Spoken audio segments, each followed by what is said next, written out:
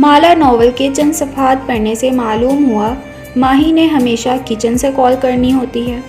माला कैफ को as a bodyguard मुतारिफ़ नहीं करवा सकती क्योंकि ऐसे फैमिली में बातें बनेंगी।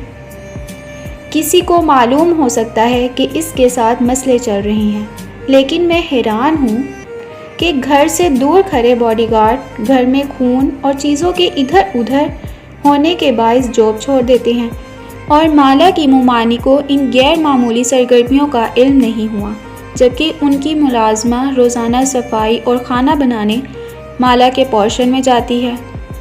ज़ियाद ने माला को स्वीट डिश ऑफ़र की क्योंकि उसे मालूम हो गया था कि उसे मीठा पसंद है, और वो ऐसे कि उसने रात के अंधेरे में दूसरे पोर्शन की छत पे खड़ी माला के हाथों में ब्राउनीज़ की प्लेट देख ली थी। उकाबी आंखें, आहा। माला नॉवल बंद किया और सोचा निम्रा अहमद इतनी एग्जैगरेशन क्यों करती है।